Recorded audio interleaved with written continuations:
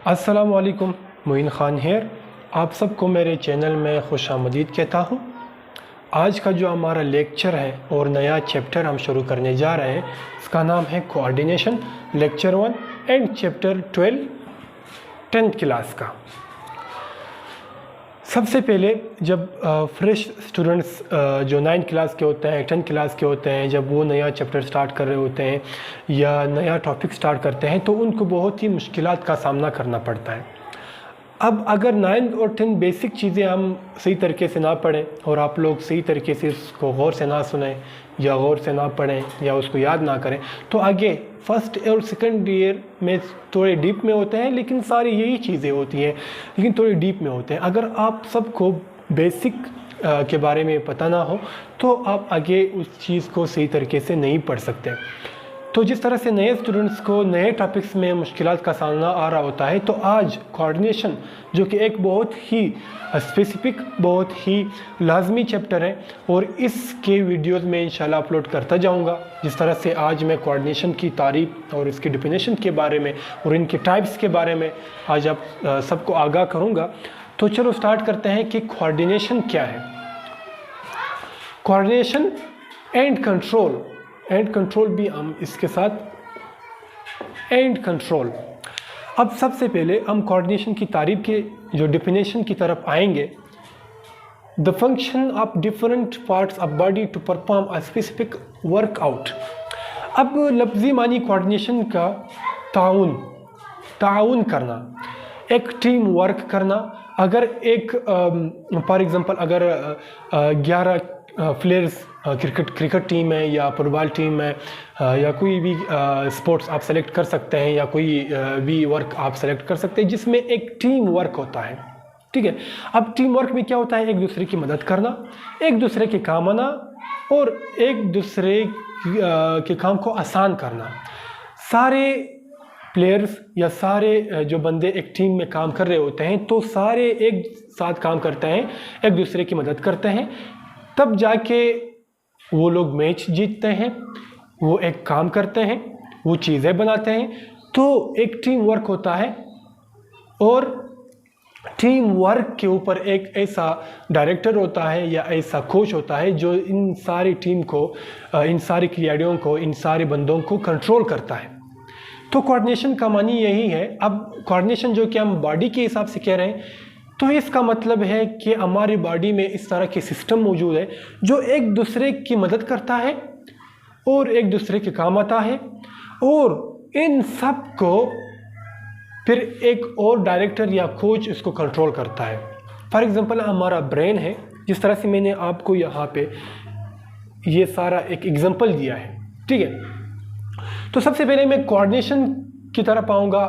Coordination जिस तरह से मैंने बताया था कि कोऑर्डिनेशन मीन्स ताउन करना। इसके दो टाइप्स हैं, nervous coordination and chemical coordination. ये तो फिर बाद में हम पढ़ेंगे, सिर्फ मैंने टाइप्स के नाम लिखे हैं। अब इनकी तरफ आएंगे जो हार्ट में नहीं लिखा है, लंग्स में नहीं लिखा है, लीवर में नहीं लिखा है, किडनी में नहीं लिखा है। ये आपके टॉपिक में से शायद ना हो, लेकिन इसको समझना बहुत ज़रूरी है। किस तरह ज़रूरी है? अब मैंने ये चीज़ें क्यों लिखी हैं, देखो मैं ज़्यादा डीप में नहीं जाऊँगा। आपका जो 10th क्लास का चैप्टर है उसी तरह मैं जाऊंगा, जो चीज़ें वहाँ पे लिखे गए हैं आप लोग पढ़ेंगे तो उसी हिसाब से मैं जाऊंगा ताकि आप लोग आसानी से सीख सकें। डीप में नहीं जाऊंगा, मैं आपको आपका सिर्फ कंसेप्ट क्लियर करना चाहता हूँ। कोऑर्डिनेशन का इन चीज़ों के साथ क्या ताल्लुक़ है?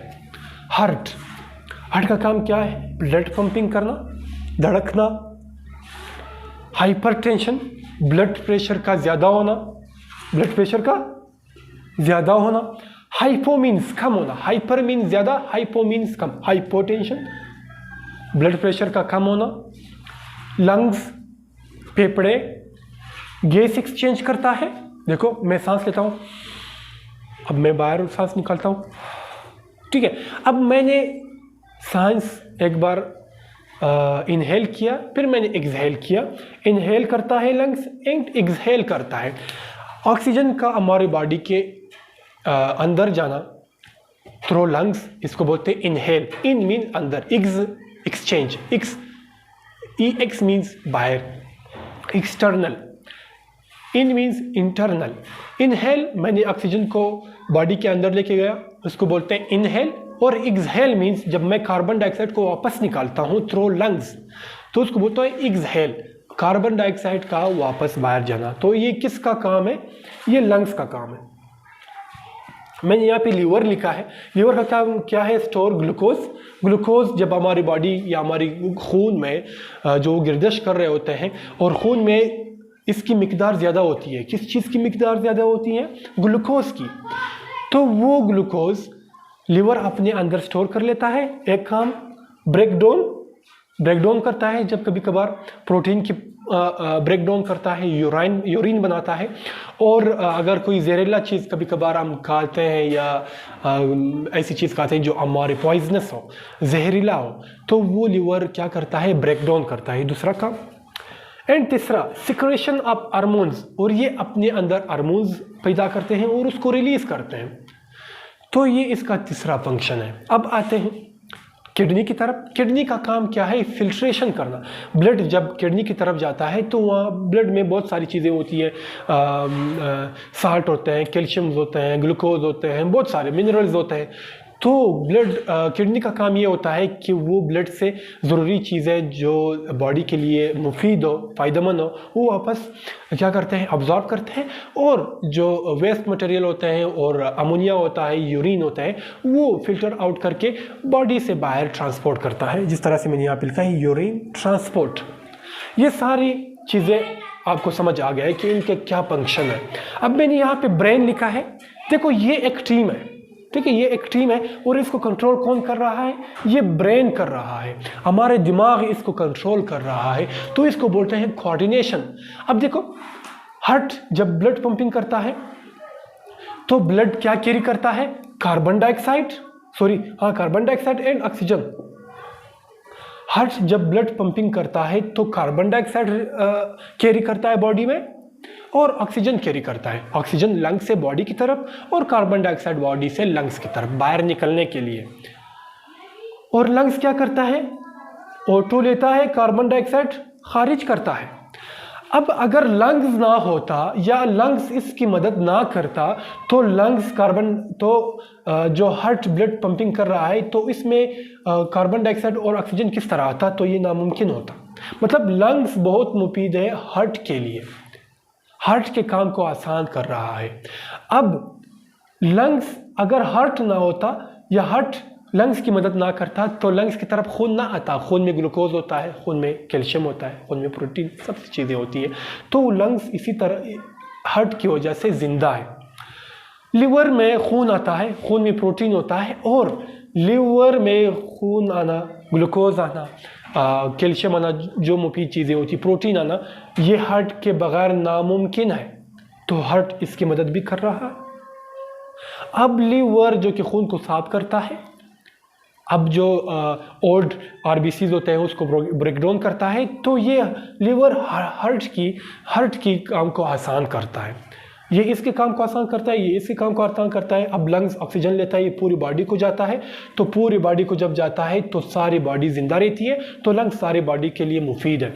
और किडनी भी इसी तरह से, अगर किडनी अपना काम ना करे तो खून ख़राब हो जाएगा और खून से दिल पे अटैक होगा और सारे दिमाग पे अटैक होगा, सारे ऑर्गन्स पे अटैक होगा और अमोनिया या यूरिन की वजह से हमारी बॉडी डैमेज हो सकती है। तो इसी तरह से किडनी भी बॉडी की मदद करता है और किडनी भी लीवर की मदद करता है और किडनी भी हार्ट की मदद करता है और किडनी भी लंग्स की।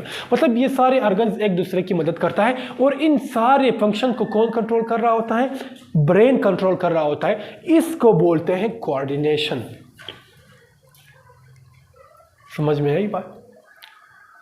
अब यहाँ पे मैंने दो चीज़ें लिखी है, nervous coordination and chemical coordination. ये कोऑर्डिनेशन के दो टाइप्स हैं। नर्वस कोऑर्डिनेशन में क्या मौजूद होता है? न्यूरॉन्स मौजूद होते हैं। न्यूरॉन्स के जरिए सिर्फ मैसेज जाता है, मैसेज, और वो 120 मीटर पर सेकंड में जाता है। मतलब अगर न्यूरॉन, देखो मैं आपको एक एग्जांपल देता हूँ।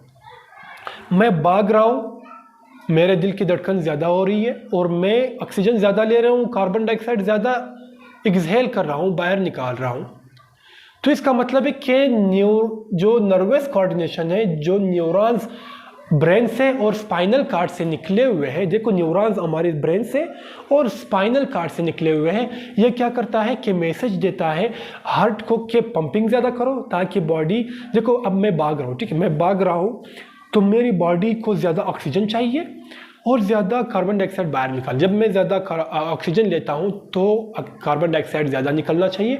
तो ब्रेन क्या करता है कि हार्ट को कहता है कि पंपिंग ज़्यादा करो, और ब्रेन क्या करता है नर्वस सिस्टम की मदद से या मैसेज भेजता है लंग्स को कि ऑक्सीजन ज़्यादा लो और कार्बन डाइऑक्साइड ज़्यादा निकालो इन्वायरमेंट में।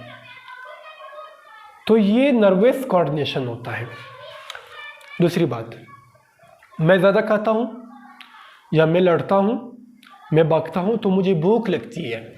अब भूख जब लगती है तो हमारा स्टमक एक्टिवेट होता है। कौन मैसेज भेजता है? ब्रेन मैसेज या स्पाइनल कार्ड में जो नर्वस सिस्टम है वो मैसेज भेजता है स्टमक की तरफ। किडनी, जब हम यूराइन बाहर निकालते हैं तो हमें एक महसूस होता है कि अभी मुझे यूराइन बाहर निकालना चाहिए, तो मैसेज आता है ब्रेन की तरफ से किडनी।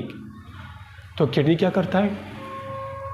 एक पैसेज होता है जो कि यूरिन को बाहर निकालता है।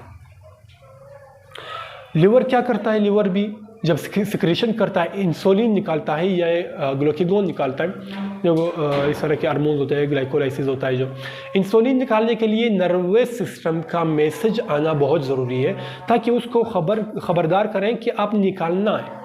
तो ये सारी चीज़ें ब्रेन और स्पाइनल कार्ड कंट्रोल कर रहे होते हैं। मैं उठता हूँ, मैं बैठता हूँ, मैं बोलता हूँ, मैं हैंड शेक करता हूँ, मैं फुट शेक करता हूँ, मैं हेड शेक करता हूँ, ये सारा नर्वस सिस्टम, एक मैसेजेस जा रहे होते हैं नर्वस सिस्टम में, न्यूरॉन्स में। तो वो मैसेजेस हमारी बॉडी में जा रहे होते हैं और हम वर्कआउट करते हैं, हम टास्क करते हैं। मैं क्रिकेट खेलता हूँ, कैच आता है, मैं पकड़ता हूँ। अब कैच आ रहा है, मैं इसी तरह से देखूंगा नहीं, मैं मोमेंट करूंगा, मैं उसको पकड़ूंगा। जब मैं कैच पकड़ूंगा तो इसी तरह से तो मैं खड़ा नहीं रहूँगा, मैं वापस बॉडी हेड शेक करूंगा, खुश होऊंगा, भागूंगा। तो ये सारी चीज़ें न्यूरॉन्स कंट्रोल करता है, ब्रेन कंट्रोल करता है, स्पाइनल कार्ड कंट्रोल करता है। और मैं जब ब्रेन और स्पाइनल कार्ड की बात कर रहा हूँ, स्पाइनल कार्ड एंड ब्रेन की जब मैं बात कर रहा हूँ, तो इससे न्यूरॉन्स निकले होते हैं पूरी बॉडी में। तो ये न्यूरॉन्स मैसेज न्यूरॉन्स में आते हैं, कौन भेजता है? स्पाइनल कार्ड या ब्रेन भेजता है बॉडी में, और हमारी बॉडी काम कर रहा होता है। तो इसको बोलते हैं कोऑर्डिनेशन। पूरी बॉडी एक ही स्टेबल काम कर रहा है, हार्ट उधर काम नहीं कर रहा, लंग्स उधर काम नहीं कर रहा। मतलब कि इनकी जो कनेक्शन है वो एक मतलब ऑर्गन सिस्टम के दरमियान एक कनेक्शन है, और इस कनेक्शन को कौन कंट्रोल कर रहा होता है? ब्रेन। तो इसको बोलते हैं कोऑर्डिनेशन। ये सारी चीज़ें कौन कंट्रोल करता है? ब्रेन। और इसके एक जगह काम करने को बोलते हैं कोऑर्डिनेशन। बात समझ में आई? अब नेक्स्ट लेक्चर में हम पढ़ेंगे कि किस तरह से मैसेजेस काम कर रहे हैं, किस तरह से मैसेज जा रहे होते हैं। रिसेप्टर पढ़ेंगे, न्यूरॉन्स पढ़ेंगे, किस तरह से कौन से न्यूरॉन्स हमारे बॉडी में मौजूद है, किस तरह से मैसेज जाता है, और कौन से ऐसे स्ट्रक्चर्स मौजूद होते हैं। तो नेक्स्ट लेक्चर में इंशाल्लाह ये पढ़ेंगे। तो फ़िलहाल इजाज़त दीजिए। अस्सलाम वालेकुम।